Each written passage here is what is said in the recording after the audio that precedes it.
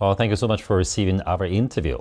At the UN Summit of the Future in September, world leaders will discuss how to better achieve the UN Sustainable Development Goals and revitalize the multilateral system. What are your expectations from the summit, and what are the challenges and hoped for outcomes? We are in a world of challenges at this moment. In fact, post the Second World War, first time that the entire world is seeing an interlocking crisis. We've come out of a COVID pandemic which exposed a severe health crisis across the world. We have a crisis of the climate which is hanging like the sword of the Damocles over us. We have a crisis of conflicts. It's not just the conflict in Gaza and Ukraine. There are 70 ongoing conflicts. We have a crisis of food insecurity. There are approximately 800 million people going to bed hungry every night. We have a crisis of energy. We have a crisis of financing. And we've reached a grim milestone where over 120 million people have been displaced because of conflicts, because of climate, because of instability, because of poverty. So we are in a difficult situation, and that is precisely why the UN Secretary General has launched the Summit of the Future, simply to revive the spirit of multilateralism and address the key issue of getting the Sustainable Development Goals implemented. Now, in order to do that, we have to make sure that we have a convergence of views in the 193 member states. It's not about one or two member states. It's not about the richest and the most powerful. It is about the democracy of all member states. So therefore, it is crucial to address these collective challenges, and the Summit of the Future is a once in a generation, once in a lifetime opportunity to really revive multilateralism, resurrect multilateralism. It's the renaissance of multilateralism to make it fit for purpose for the current aspirations. When we talked about the United Nations 2030 Agenda for Sustainable Development, we noticed in the field of green transition, China has become the world's largest market for renewable energy. What is its significance? What do you think China can share and do with other countries in this area?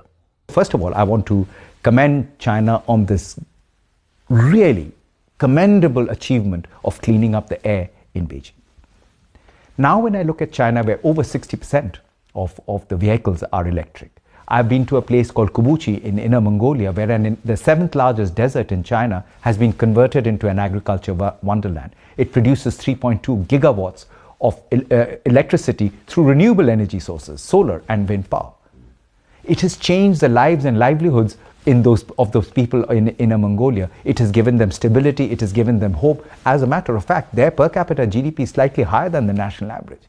Now, that is precisely what China can do in the climate agenda. And with President Xi's announcement, where for the first time, China clearly articulated a policy that by 2030, it would achieve carbon peaking. By 2060, it would achieve carbon neutrality. In fact, I was in a meeting where the Secretary General of the UN spoke to President Xi, congratulated him about it, but also said that China has the capacity, the technology, the innovation, the big data to do it much faster, but also share its lessons with the rest of the developing world. In many ways, China has shown the way as to what can be done, what is feasible.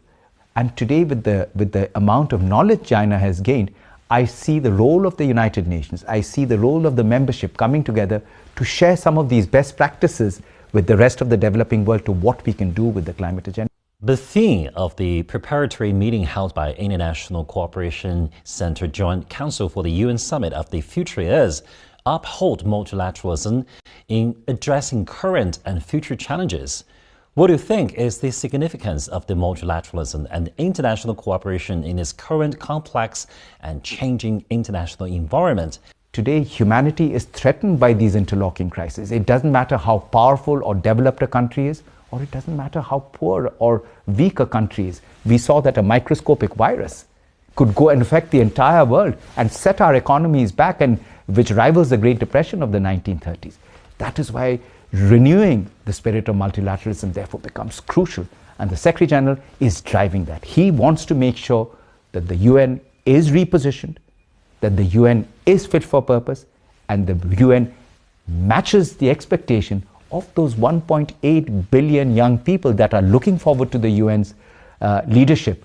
We need to make sure that we have the young people and the future generations in our focus. What kind of a climate, what kind of an environment, what kind of a society will they inherit?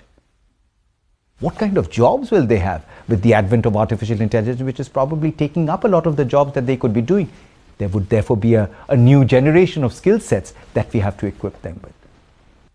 And finally, we have to focus on the whole issue of science, technology, innovation.